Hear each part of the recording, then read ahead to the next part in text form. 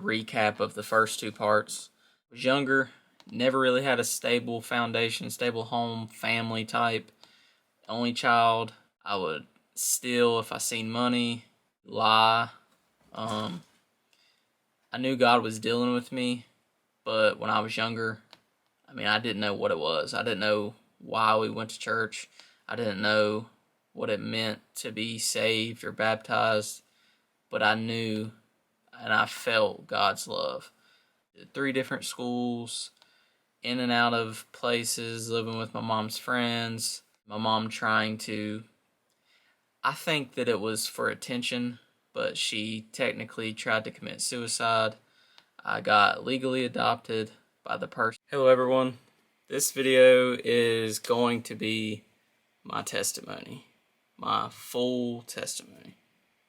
And if you're wondering, I've got my chest harness because God has told me to do something in this video, not to just listen to me talk and just stare at me the whole time. So I don't know if you can see back there, but behind where I live is just national forest. So I've got my chest harness. I'm gonna hook my camera up to it and just kind of like walk and talk and just sightsee, explore as I go through my testimony. And while I'm doing that, getting this on, I'm gonna let the intro play. To kind of start from the very beginning, I'm going to do my best to tell you everything about me. So if you want to know me, want to know what God pulled me out of, what I went through, what God helped me through, this is a good start. My name is Preston Weddle. I'm 26, and this is my testimony. The start of everything starts from about 4 years old. That's when my dad left my mom and I.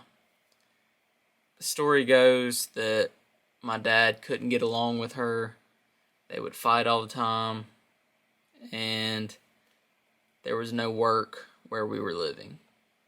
So my dad moved, and he promised my mom that he would never try to take me, and he never did. And before I actually go any further, I'm not going to list any names just for confidentiality, whether it's a good thing that happened in my life or a terrible thing that happened in my life. I'm just going to use keywords like aunt, uncle, mom, dad, friend, best friend, whatever the case may be, and just go through it like that, just to leave out names. If somebody watches this and they know who they are in the certain circumstance that I talk about, then so be it. But as I continued on throughout growing up, living with a single mom, no siblings. So to start off, I had to do everything on my own. Play by myself, play basketball by myself, play outside by myself, play in the snow, whatever, just kid things. It was always by myself. So I started out as what you would call a loner, by myself constantly. And I feel like my mom was always there in a mom aspect. She always made sure I showered, brushed my teeth, did my homework, helped me study for quizzes, tests, everything a mom should do. Made sure I was fed, had food on the table every night, home-cooked meals, made sure I had done my chores or my room was clean. Everything a mom you would expect your mom to do. But as far as a relationship, like a friend, I could go to my mom and tell her about anything, or she would ask me about myself, how my day was. There was none of that.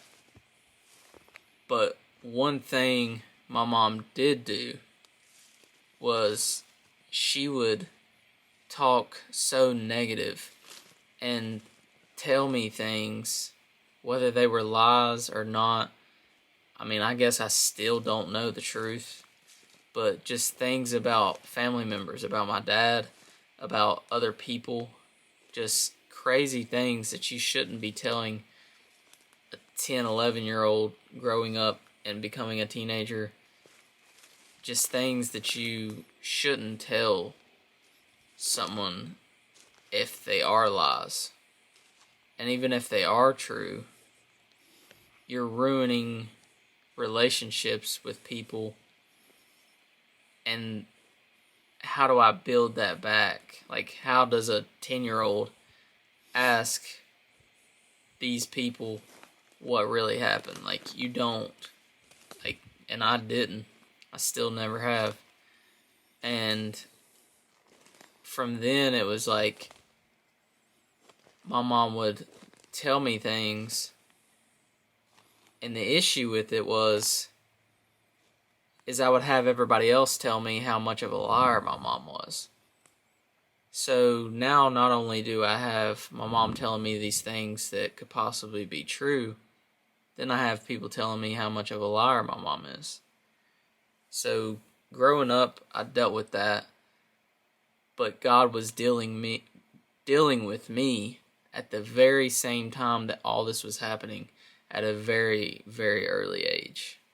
I was always that shy, quiet kid that kept to himself and wouldn't really, I guess, openly express myself with my faith and what I believed in, but I was always in church. I was always at Bible school, Sunday school, church services, and God was dealing with me at an early age. I got saved when I was 12.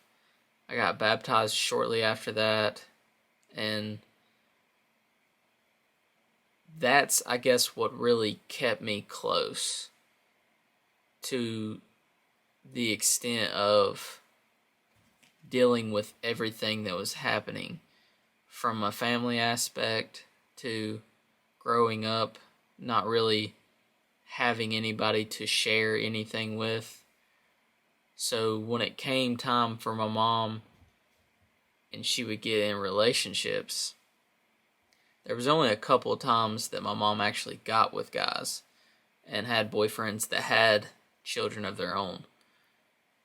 And growing up, I dealt with my mom getting into fights with her boyfriends. I remember a couple times, like one time she was like holding me as she was like practically getting beat on and trying to fight them off with me in her arms and trying to get the neighbors to call the law, and just things that, like, I'm not saying that they traumatized me, and I'm not saying that I deal with like PTSD or fights or anything, but that's just certain things that happened. And I dealt with seeing my mom do things that when I was younger, I didn't know what they were. I just seen her doing it. Or I would witness other people doing it around her and just watching her drink, watching her do pills, smoke weed, do these things, and along with other people. And then she had boyfriends that would stay over, and all these things that I guess a lot of people deal with. And this is just my story and what I dealt with. And things that would happen, and I would go through it like, I guess I just didn't know what to say, or I didn't think anything of it, or I was just too naive, maybe.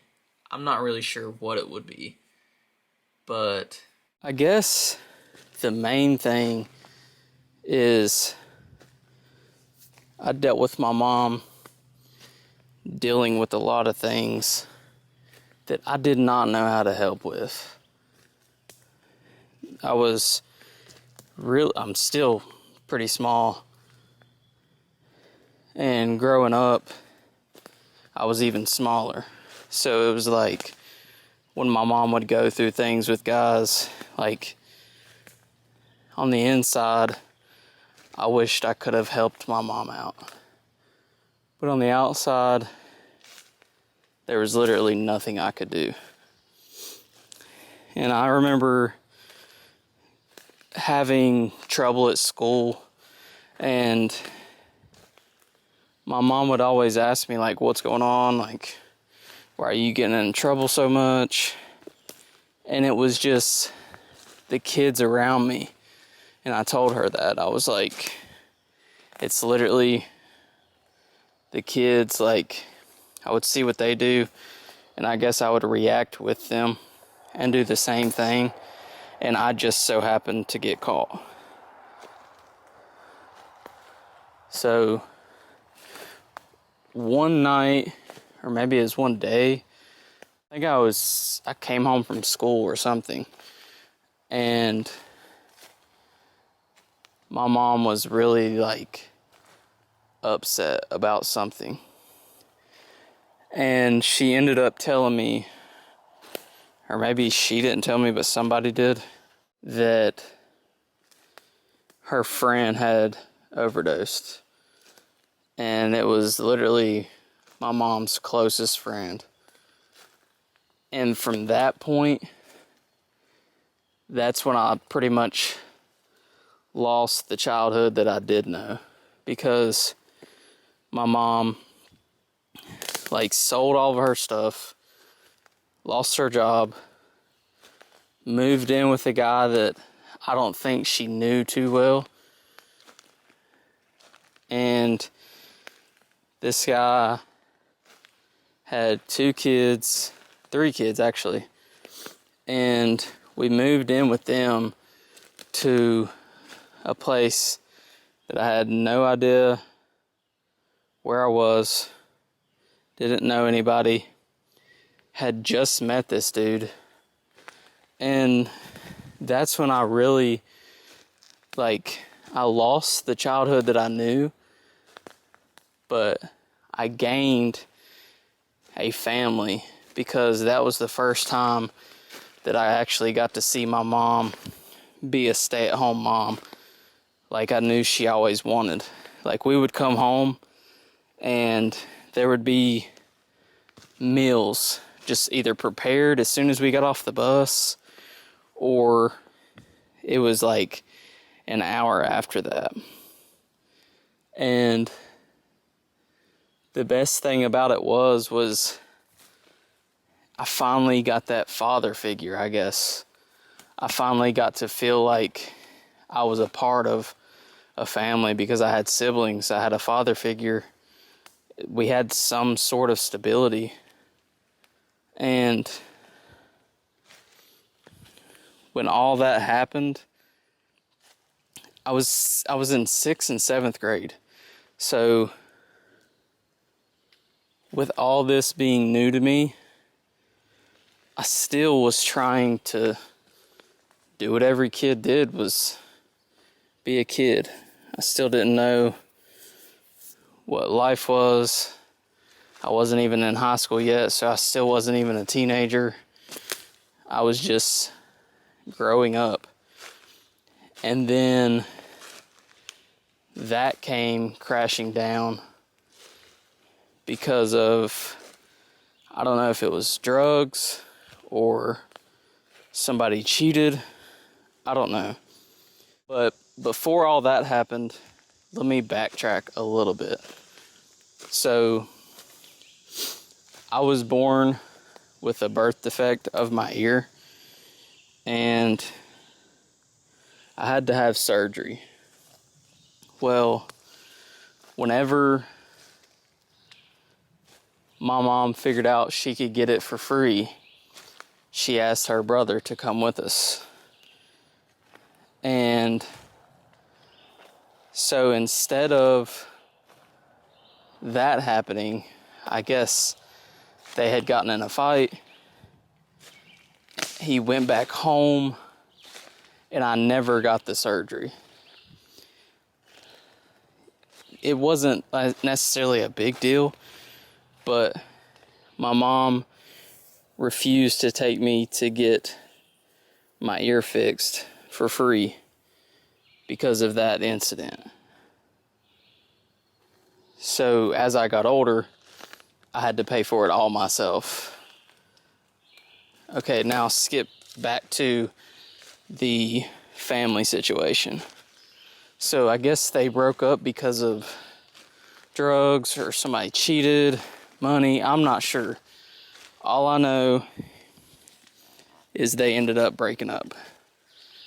Well, when my mom left this time, I mean, you have to think, we left when she didn't have a job. We didn't have nowhere to go. We didn't have, I don't even know if we had a vehicle at the time. I'm trying to think. I feel like we didn't, but maybe we did. Trying to replay everything that happened so I can cover everything. Well, this was about maybe 2 years' time, because 6th, 7th, and then 8th grade I got moved to another school. My mom had nowhere to go. We was going place to place, and I guess she finally realized that what was best for me was to allow me to stay with old neighbors that I kind of grew up with later on down the road, and we got really close to them. Well, I did anyway. I guess my mom felt comfortable enough to leave me with them. So this is the start of the third school. Once I get to this school, now I have to start all over again. And now I'm getting older, but I'm still unsure of myself. I'm not really sure what family is at this point, because growing up I was never really close to anybody as far as consistency. And leaving a family that I thought I had to a new family, starting a new school, getting new friends. At this point, it's 8th grade. 8th, 9th, and 10th is the time frame that I spent there. And keep in mind, the whole time this is going on, I don't see my mom. She completely vanished. So now I'm stuck. No father, no mom in the picture, with people that I'm not even related to. And it's not necessarily that that's a bad thing, but it's difficult for somebody trying to figure out what family is supposed to be. Not having a brother or a sister, not being really close to family outside of mom and dad, and just a little bit about me whenever I was trying to figure myself out. I loved music. That's one reason why I got this tattoo. I don't know if you can see it. So I grew up listening to DMX, 50 Cent, any sort of rap, Tupac, Biggie. I mean, even all the way to genres like Rob Zombie, Red Hot Chili Peppers, even to country, Rascal Flatts, Keith Urban, Tim McGraw, to sad songs like Celine Dion, just multiple different genres that I just loved music. So that's really everything that I had rooted was music. That's how I guess I escaped and really found myself, was with music. and trying to figure that out, also while trying to figure out what family is, who I am, what do I want to do when I grow up, because now I'm entering into high school. And the biggest thing that I could find was sports. So I played basketball, made friends, but everything was different at this school because it wasn't necessarily one of those fake schools, I guess, but I was just surrounded with people that had money. And this brings me to my next point of how God was dealing with me, but I still had, I guess, things on my subconscious that I didn't know. And one thing that I never had was money. So I remember actually this one time that I guess it was probably whenever I was in 6th or 7th grade. I just remember one of my mom's boyfriends, he had his pants in the bathroom with his wallet in his pocket. And it's funny now because how sneaky I guess I thought I was. And I would get the money out of the wallet, and instead of just taking it or putting it up somewhere, I would take it and put it underneath the bathroom rug. That way, if somebody figured out they lost it, or if he was looking for it, for one, it wouldn't be on me. For two, if they found it, it's in the bathroom where his wallet is, so maybe it fell out, whatever the case. And there was always these times that I would be stuck and glued to money. Like, if I seen it, I was taking it. There was a couple times that I would take from people that I thought were my friends, just because, growing up, I never had any money. The only time that I had money was when I was sent to school with money because the school needed money for, say, a field trip that I was going on or a fundraiser, and my mom would send me home or send me back to school with the money that I raised. Or if there was ice cream or snacks or something for school, that was it. I was never sent to school with money just to have in case I needed it. So money was a big thing for me. And I'm about to get lost in these woods. No, I'm just playing. Just really think that it's sad whenever a lot of people deal with those things, because then once they get some money, they don't know how to use it, they don't know how to handle it, and that's just like when God gives us things that we can't handle, what happens? We don't know how to handle it, and it gets mishandled, doesn't get used correctly. So growing up, I definitely did not know how to use money. I set it back up on the tripod. So growing up, I never knew how to handle money. So when I seen it, I got it, spent it, like no tomorrow. And there was this one time that I took money from a friend, and I ended up telling him later on about it. But I just remember the things that God was dealing with me was stealing. It didn't matter what it was, I was going to steal it. And I remember one time, this wasn't about stealing, but me and my friend that was in relation to the people that I was staying with, it was their cousin. We had gotten a fight, an argument about something. And I remember coming in the house and cussing. And how I knew God was dealing with me was because as soon as I said it, I just started bawling and ran to my room. I just remember I wasn't even upset about the argument anymore. I was upset with myself because I thought God was going to be upset with me because I cussed.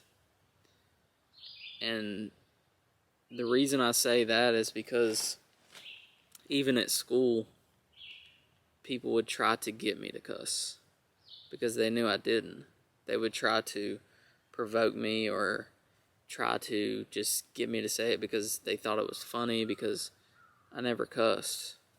And at the same time that, like, there was things that I was good at, there was also things that I was bad at.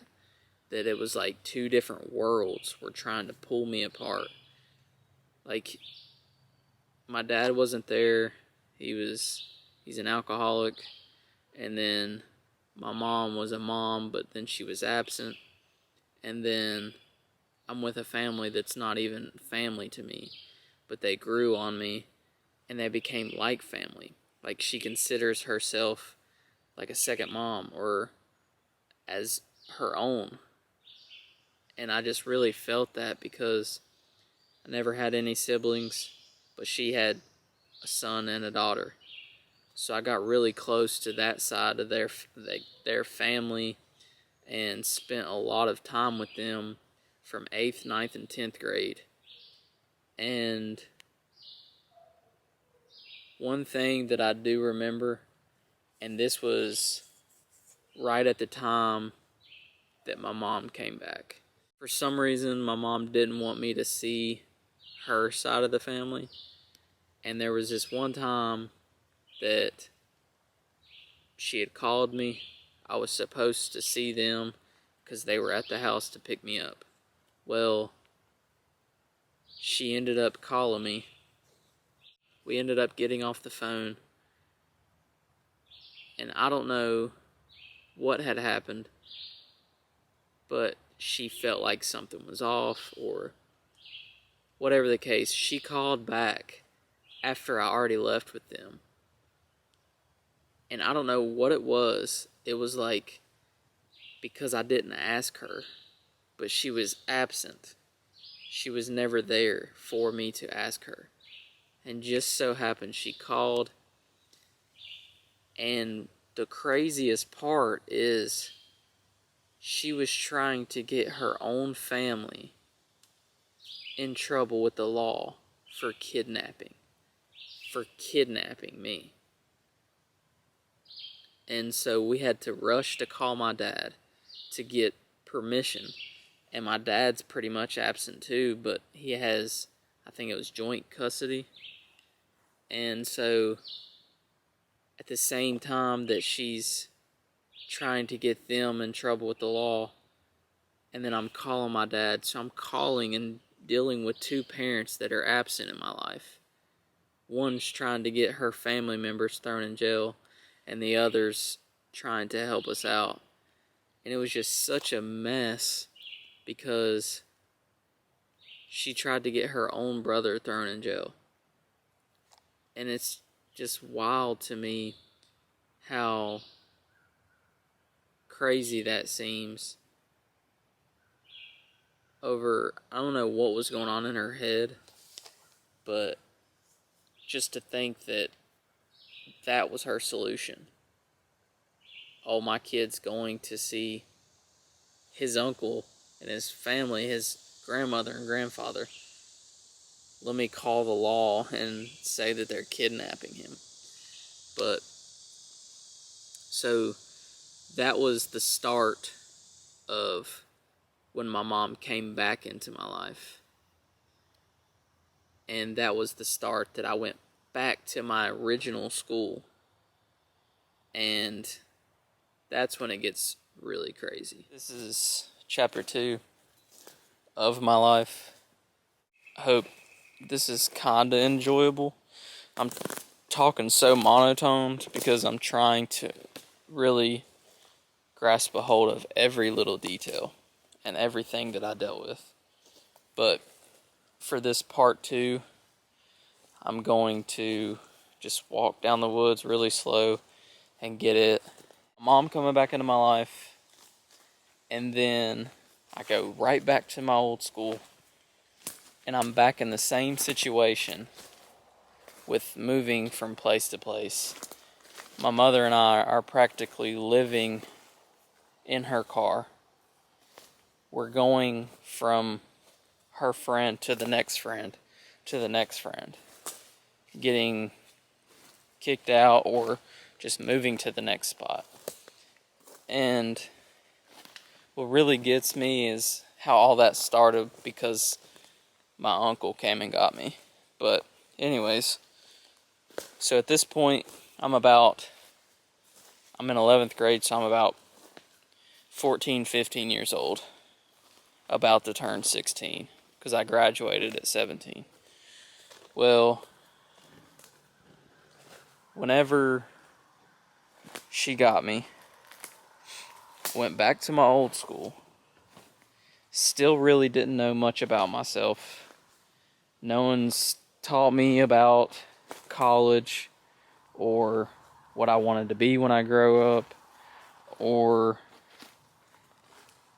having a stability to be able to even concentrate on something like that, because I'm thrown into 3 different schools in the span of 5 years, and not studying a set thing to really find out what I liked. Yes, you had math, history, all these things, but there was nothing that really caught my eye like, yeah, this is definitely what I want to do. So, with all that, I'm in 11th grade. We're living with one of my mom's friends, and this is whenever it really started, with my mom thinking that, like, I guess she thought that I knew everything about the world, and that I was on drugs, and that since I lived away from her, I guess she thought that I did all these different things. But there was one particular time, and I don't know if they'll watch this, but if they do, they'll remember. Well, me and my friend and one of his friends that I had just kind of come to acquaintance with whenever I moved back to my old school. Well, we walk inside, and my mother has, like, I don't know, a pound, however much amount of marijuana just scattered out. And she's like weighing it out and putting it in bags or whatever. And keep in mind, I had just gotten away from all that, because the family that I was with, I mean, they didn't do anything besides she smoked cigarettes. That was it. So I never saw any drinking or drugs or anything with the family that I lived with prior to this. So now I'm coming back to that life, and we walk in. She looks at me and she says, "Preston, why don't you come over here and show me how to roll this? Show me how you do it." And I'm thinking, "Mom, I don't even smoke." She was like, "Yeah, but you know all about this, don't you?" I'm like, "Mom, what are you talking about?" She goes on and on about how I used to tell her that I knew what she was doing back in the day, but I never knew what it was. And she would always used to tell me, "You didn't know that I was doing this or that." I was like, "Mom, I may have not known what it was, but I knew you were doing something. And now that I'm older, that's what you were doing." And it got so bad that she said, "Come roll this, smoke this with me." And I'm like, "No, Mom, I'm leaving. I'm not dealing with this." And to have my 2 friends witness this. And so we go to leave, and she says, "If you leave, I'm calling the cops." At this point, like, I don't want to be around her. And I literally just said, just go ahead and call the cops then because I'm leaving. So at this point, my friends are dying laughing because they're like, what is going on? We get in the car, we leave, and that started it all. Because the next couple months, like, my mom drug tests me along with her friend, and I've never smoked at that point. Like, I never smoked. I don't even, like, maybe drink a few, like, for my birthday because my mom drank, but I had never smoked. And for some reason, and I've never gotten this answer, but for some reason, they told me that I failed. And there's no way that I failed because I had never smoked, ever. And my battery's gonna die, so hold on just a second. I'm back. I got the battery in.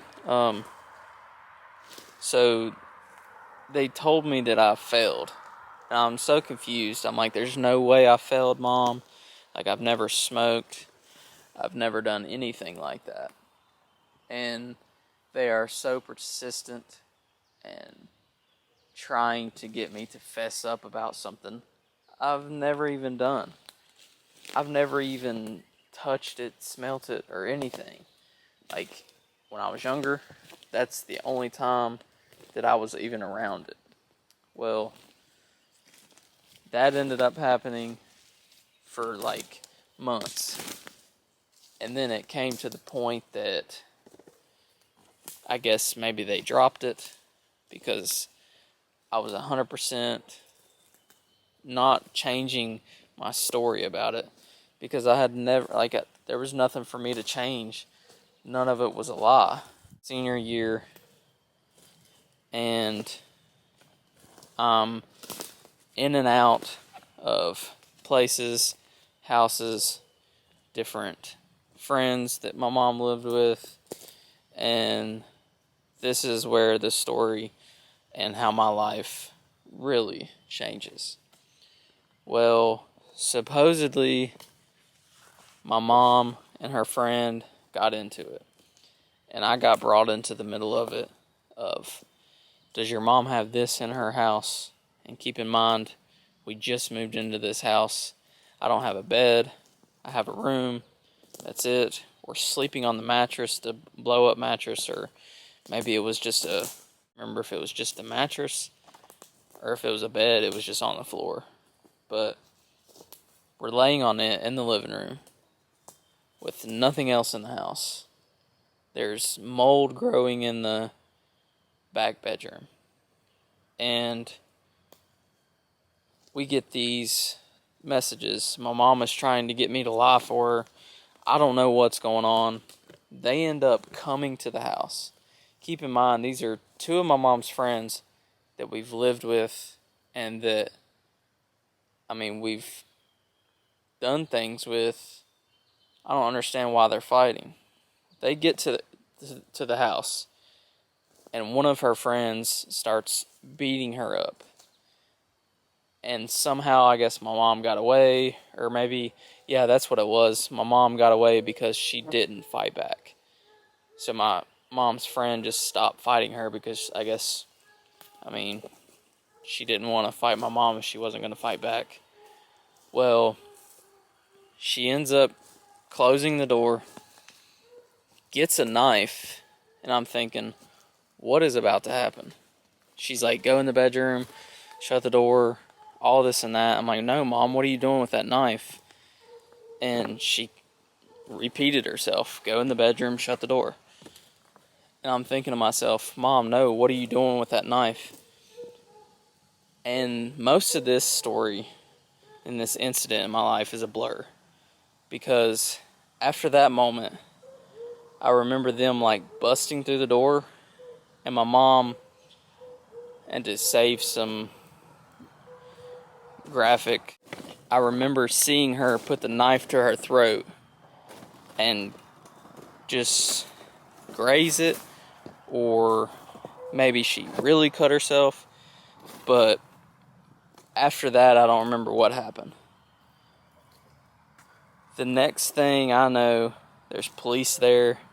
She's getting taken away, and I'm going to a new home, to an environment that I'm familiar with because they're one of my mom's friends. Drinking, drugs, pills, whatever. The first night that I go and live with them, I get drunk. And that's where it starts off with the first time I smoke weed. Drinking, smoking weed, doing these things that I shouldn't be doing. When I get with her and start living with her, that's when I really, I guess, broke out of my shell, as opposed to like being shy, not talking to anybody or whatever, because my senior year, I stopped playing sports. I didn't play sports. Played all through high school and then just stopped. She told me I needed to get a job. Never got the job that I was supposed to get. Had the interview and everything. And later on with that, I ended up losing my virginity at 17. I started smoking all the time and just really was just, I guess, doing things to not necessarily numb what was going on, but it was just like, I guess everything caught up that my mom thought I was doing it, so why not do it?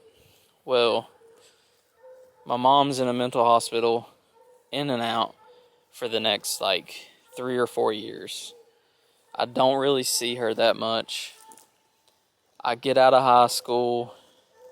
I ended up moving out from the house that I was living with. I ended up moving out and living with a friend that was from my old school.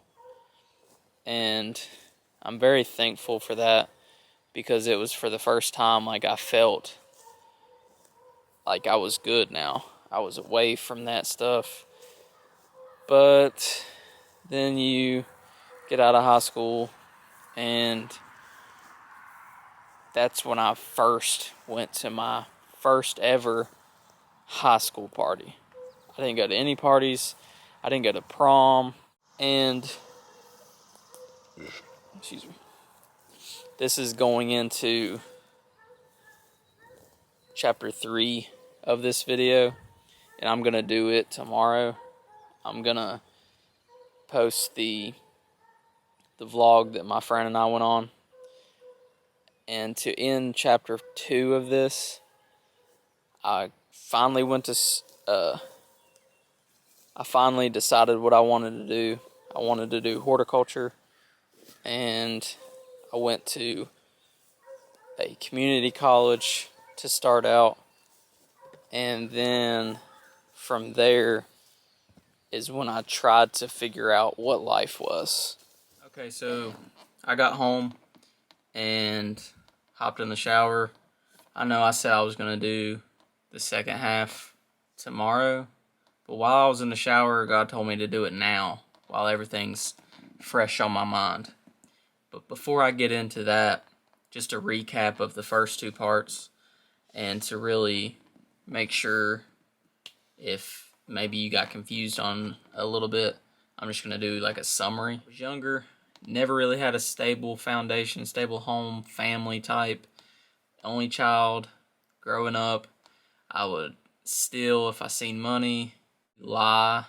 I knew God was dealing with me, but when I was younger, I mean, I didn't know what it was. I didn't know why we went to church. I didn't know what it meant to be saved or baptized, but I knew and I felt God's love. I knew He was dealing with me at an early age. And I went to 3 different schools, in and out of places, living with my mom's friends, and my mom trying to, I think that it was for attention, but she technically tried to commit suicide. I got legally adopted by the person that I ended up living with, which was my mom's friend. I left out that part, and it just now came to my memory. Lived with them for a little while, and none of this is to try to seek, like, is this valid? Like, is my story valid? Like, or look for pity for people to text me or comment below and, like, feel how sorry that they are for me. None of that is what I'm trying to accomplish. This is my story. I'm not saying my story is more difficult than yours. Your testimony is going to be different from everybody's testimony. This is just my story, what I went through, things that God's overcome through me. The situations that I have been in are all what I went through to have a testimony. So I can say, this is what God dealt with me for this situation, and this is what God pulled me out with this situation, and this is what happened, and God pulled me out of this. I was drinking, smoking, everything shy of, I guess, hard drugs. Like, had speeding tickets, was having sex. I eventually stopped going to church once I got legally adopted by one of my mom's friends.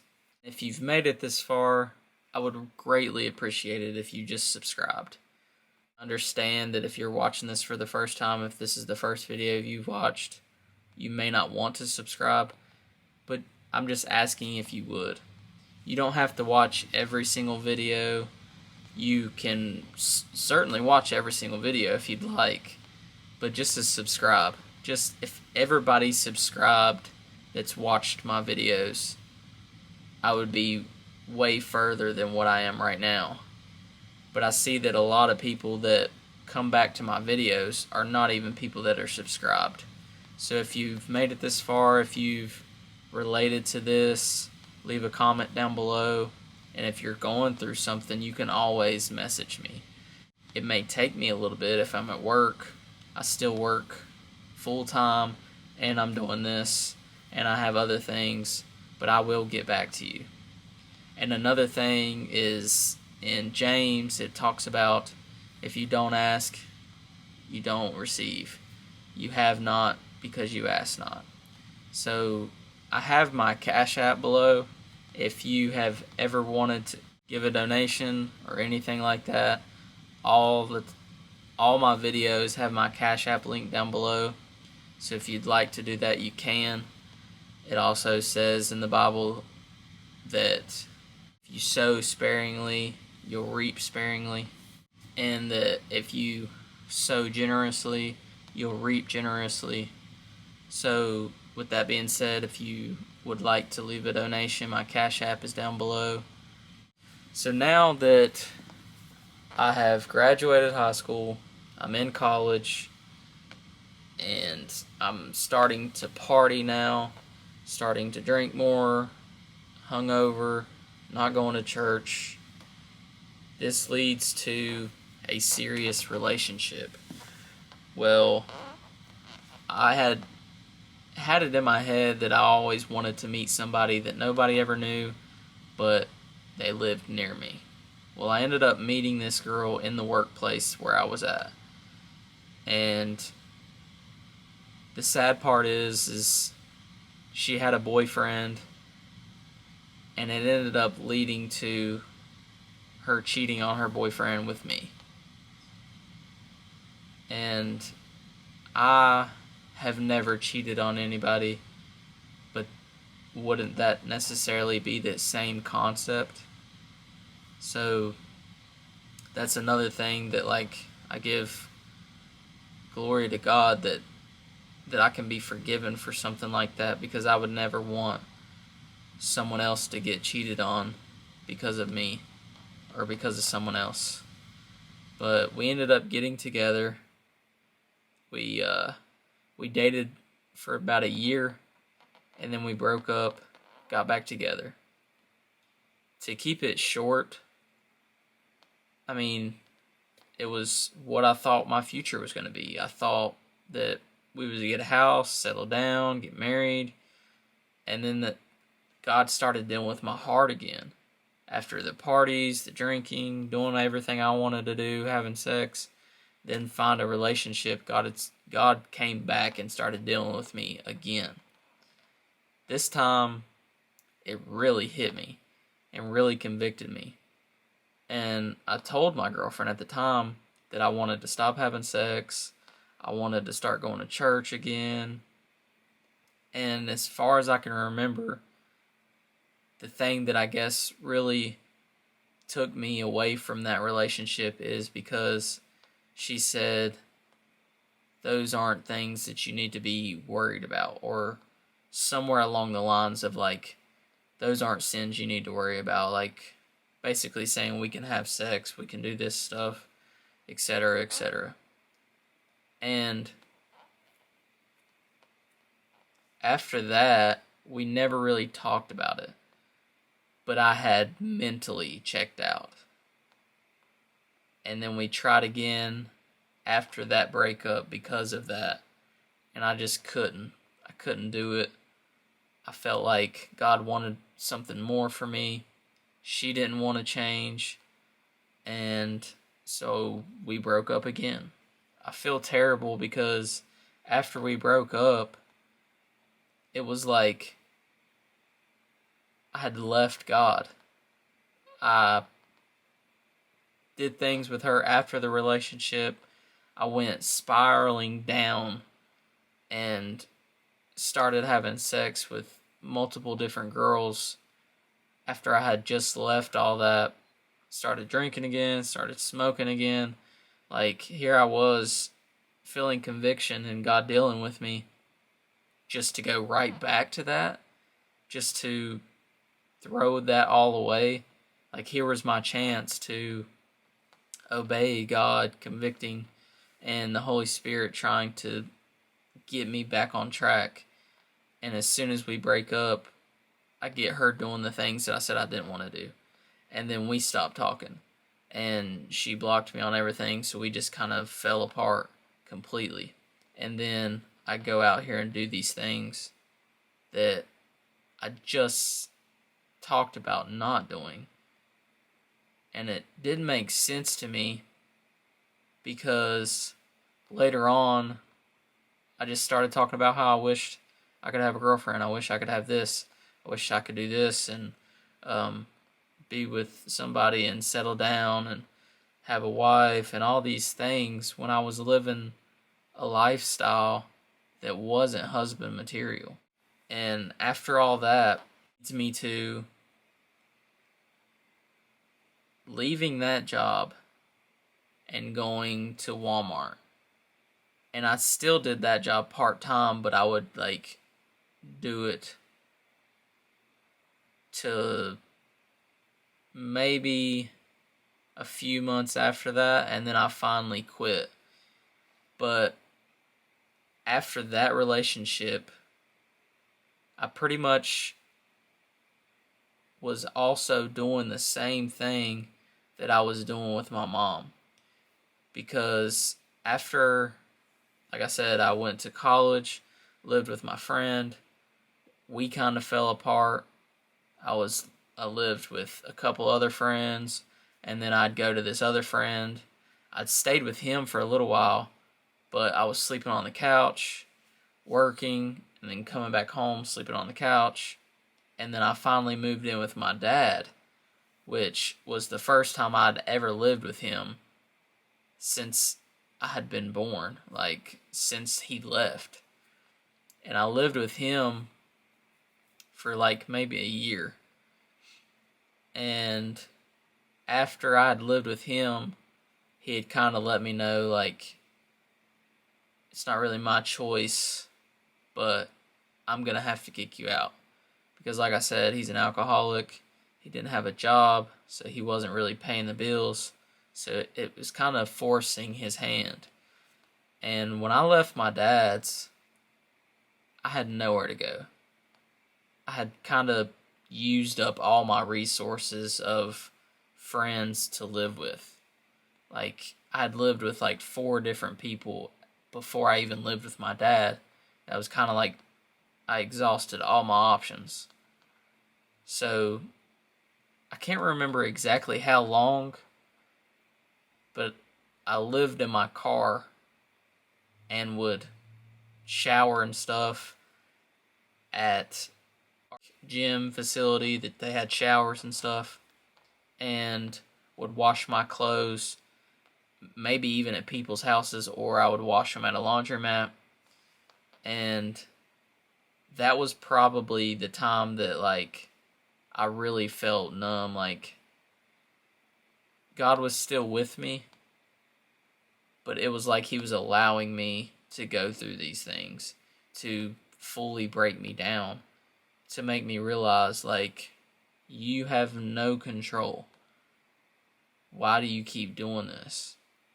And I remember going to a friend of mine's house, which later I ended up living with, but I would go to his house and stay as long as possible because I knew when I left there, I was going to park somewhere to sleep in my car.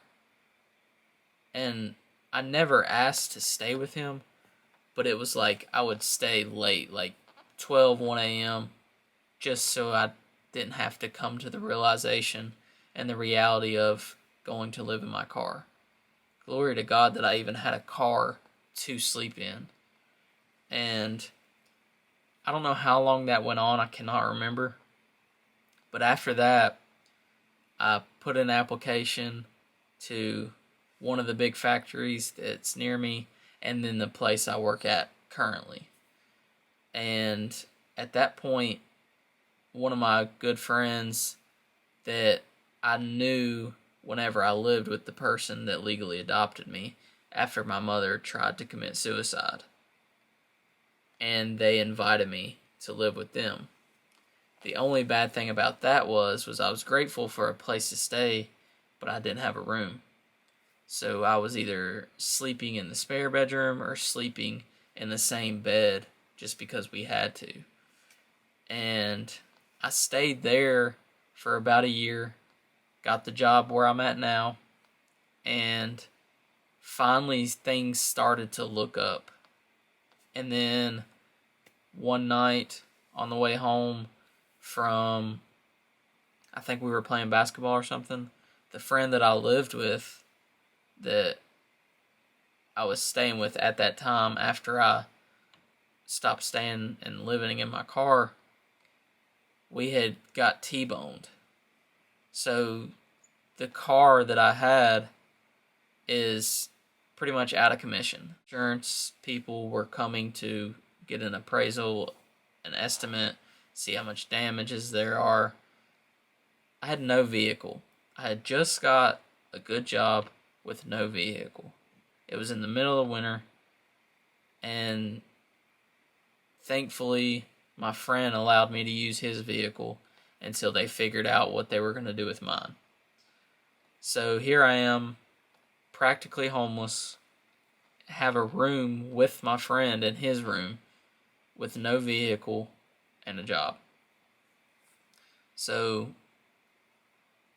I ended up getting a new vehicle because of that situation. And then after I had got the new vehicle, I stayed with that friend for maybe 2 or 3 months after that. And the friend that I had been hanging out with up until late at night because I didn't want to live in my car invited me to live with them because his mom moved out and I would have my own room and finally have some sense of space, like my own space that had my own bed, my own room. Yes, it wasn't my own place, but just that little piece of finally having my own room. Because everywhere I went, before my mom moved the first time to that new school, that was the last time I actually had my own room. Yeah, I lived at somebody else's house, but it still didn't feel like my own room, if that makes sense. So I get to his house. I live there for like 2 years, 3 years. I've got this good job. I'm finally making money. I'm finally seeing things look up. but I still haven't went back to God. I still have done the things that I wanted to do. I'm still having sex. I'm still drinking. I'm still smoking weed. I'm still doing everything that I said I wasn't going to do. But yet, God is still like allowing me to make my choices, allowing me to go through these things regardless of the outcome, allowing things to happen in my life that I may regret someday, allowing me to be broken down, allowing me to get to these romantic flings and get attached to whatever spirits they have and drink myself away or smoke until I pass out or do these things that were meaningless, not going to church, not repenting of my sins. At any point, I could have died and gone to hell. But glory to God that I'm even here to be able to tell you my testimony. Because that T-bone incident could have killed me and my friend. Thankfully, that person wasn't going so fast enough to do any more damage than just to the car. But anything at that point could have happened. So I'm living with him for a couple years, him and his sister. And I end up, well, there was this one time we was going to an NBA game. And this is just one of those things that, just like I said, anything could have happened. We get all the way to Charlotte to watch Charlotte Hornets and the Lakers play. We go to pull in, and this I think is a girl, T-bone us and completely total his car. Nobody in the car is hurt. It's just things like that. Like, I've been in accidents where I didn't even get bruised, cut, scraped, whiplash, nothing. Nothing happens to me. It's like my whole body is numb to it. Like, if there was impact to me, I didn't feel it. It was like the whole time God knew that He had something for me and needed to protect me. Because I've been in 3 or 4 accidents with no damage to me whatsoever. When if you look at the car, they're like, how didn't you get hurt at all? So now that happened, and I feel like it's my fault because I'm the one that got us tickets. But it's just things like that you see God protecting you over. You see God's, I guess, His angels watching over you because He has a plan for you. Just like in Jesus' day, nobody laid a hand on Him because His time wasn't yet to come. He got away because it wasn't time for Him to be crucified. Just things like that. It was like, I'm not comparing myself or my situations to Jesus. I'm just saying there was a greater purpose that God had for me, and it wasn't my time. And He protected the people that were surrounding me along the way. Mom kind of got back in the picture, and she was sick. She had cirrhosis of the liver, and aside from a transplant, she was on the donor list, there was nothing they could do. And at this point, I'm about 20-ish, 21. I didn't know what was going to happen. I wasn't really sure of what to think because up until that point, anytime my mom texted or called me, she just needed something. So now I'm an adult thinking that she's still just mom. And now, as I got older, I realized, like, she definitely did a lot for me. Why couldn't I do the littlest things for her? But getting to the point, she later on got admitted to the hospital that I was having surgery for my ear that she was supposed to get done for free. So we're at the same hospital for two different things, all in the same place.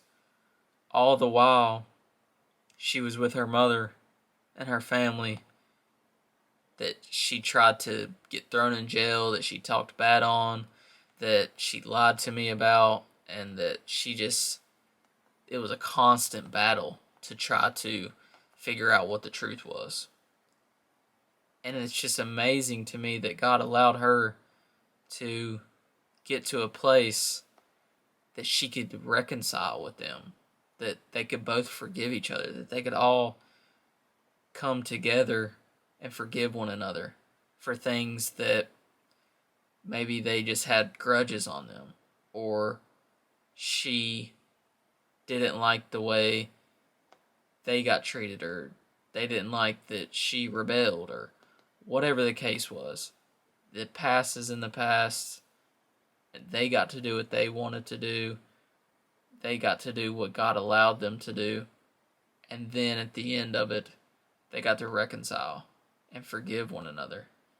Because later that year, I was 21, 20 or 21, and then maybe I turned 22, and then that year after that is when she passed away. That was the closest I was to death, and I was the person that made the call whether or not to pull the plug, or to put her on life support, or to do these things that I had no idea what they were. Before that choice, growing up, I didn't know what a bank account was. I didn't get my license until I was 18. I didn't get my first vehicle until I was like 19. I didn't know what the real world was. I was tossed into it. It's not like I was neglected or anything. I just had nobody to tell me or show me these things. The two things that I do know for sure is that she never wanted to be put on life support, and she wanted to be cremated. I mean, that was it. Like, if she had the option to be put on life support, that was a no-go. I honored her wishes. April 26th, 2017 is when my mother passed away. And not really off topic, but off topic, if you're somebody who has a grudge against your parents, a grudge against people that raised you, I don't get that chance to fix that. I don't get that chance to get to know my mother. I don't get that chance to figure out what the truth was. I don't get to show my mom, my wife, or she doesn't get to see her grandkids. Lord willing that I even have kids. She won't get to see me fall in love and get married. But most of all, I won't get that relationship that I should have had outside of mom. Dealing with things by myself, and then later in life, not getting the chance to figure out what my mom was going through while I was being a kid. So I just want to share this with you in hopes that you will talk to your parents, talk to whoever raised you that you might have a grudge against, that you would reconcile with them before it's too late, because I don't get that chance again. The good Lord allowed me to have that chance with my father, and we're really close now. Yes, we have differences. Yes, we fight. But now that I've rededicated my life to God, the only thing that we fight about now is for him to repent and get in church. And now getting back to the point is, I lost my mom. Didn't know really where to go from there. and it never really hit me, I guess. Death really never does hit me. It's like, do I feel sad? Do I feel happy? Am I mad?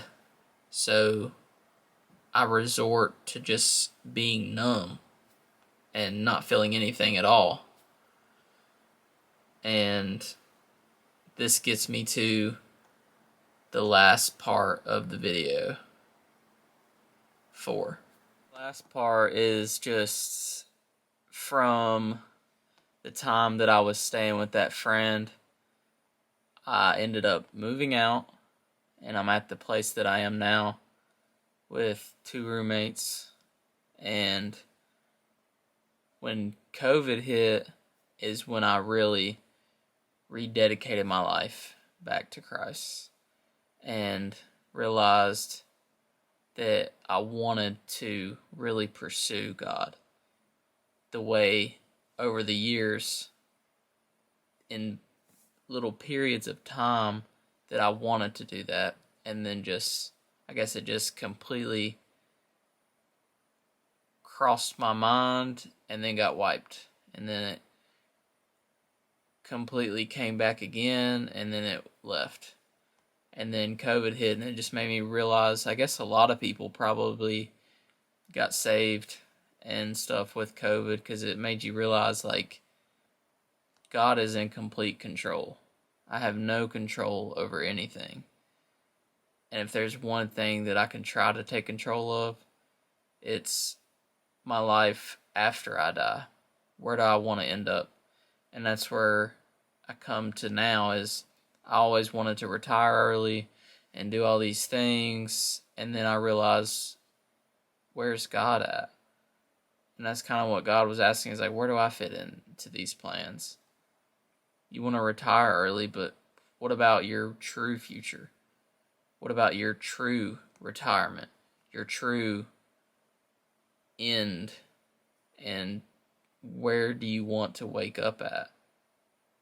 So once I did that, I stopped having sex, doing the things that come from that. I stopped drinking. I stopped doing things that I was doing. I still struggle with certain things. And up to now, that there's so much that I stopped doing. Like I said, that I loved music. I used to have like 2,300 songs on my Spotify. Now I think I have about like 600. I've deleted so many songs that I knew I shouldn't have been listening to. I've gave up on things that I knew weren't good for me, and truly tried to reshape and rededicate my life to God. And then this brings me to my first Christian relationship. Well, we had gotten together, we met, ended up having sex, and it made me relapse. Like, all that hard work and all the things that I overcome through Jesus delivering me from them, it all happened over again. And it was mentally draining. Anger that was inside of me that I thought I fixed came back. I started doing the things that I had just overcome, and now I'm doing it again. And had I used discernment, had I really focused on the things that God taught me instead of the potential of what it could be and the potential of what it wasn't, and used discernment to realize this wasn't something God wanted me to be involved in. God wanted me to help her. God wanted me to have her help me, even. And all we did was fight and argue, and later on I found out that she cheated on me, and that was the first time I ever had been cheated on.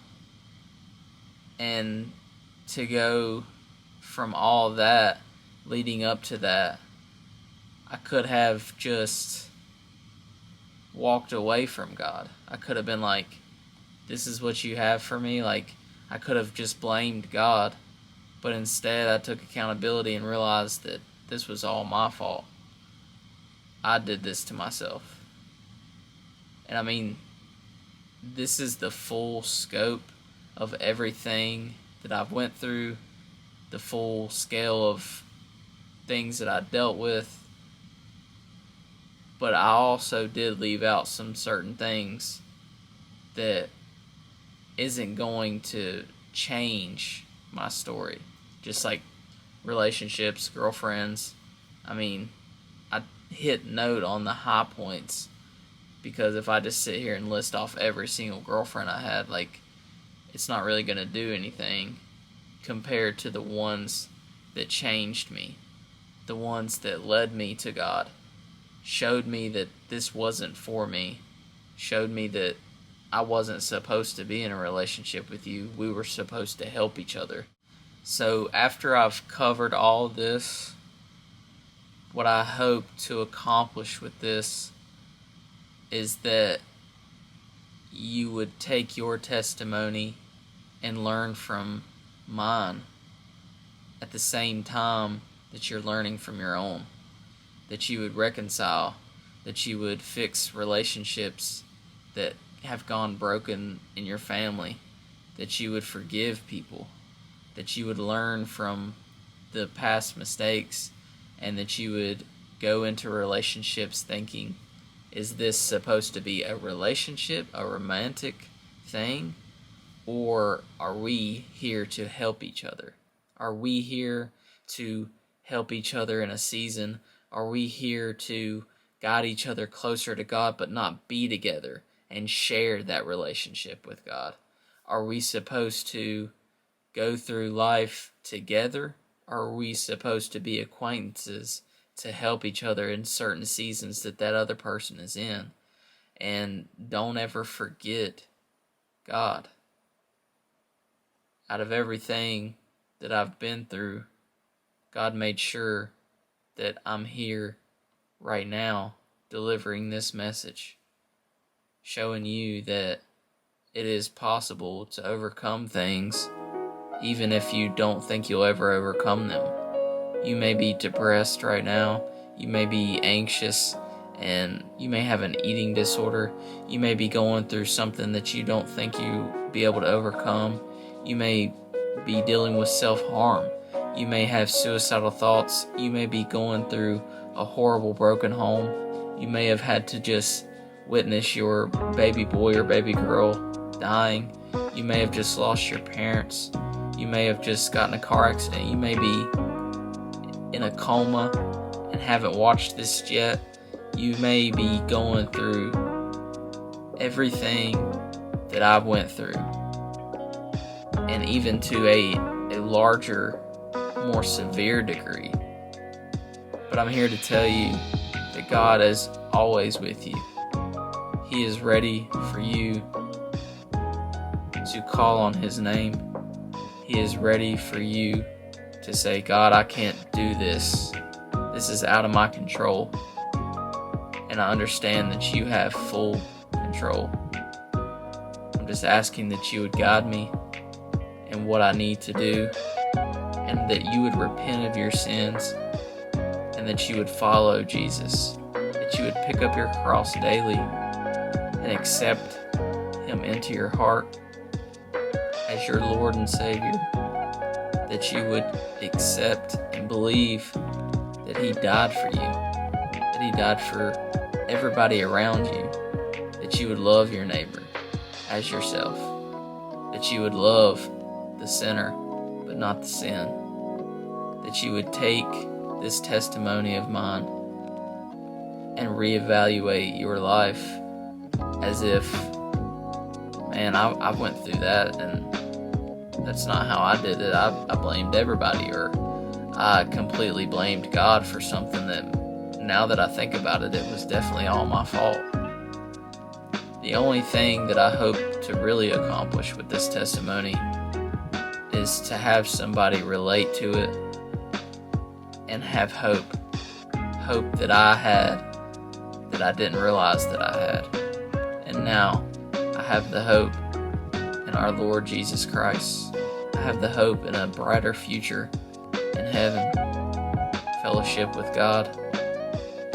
And I hope that you enjoy this video, that you would stick around with my channel, that you would subscribe, that you would share this with somebody that maybe needs to see it, that you would humble yourselves and realize you can't do everything. You're not a superhuman.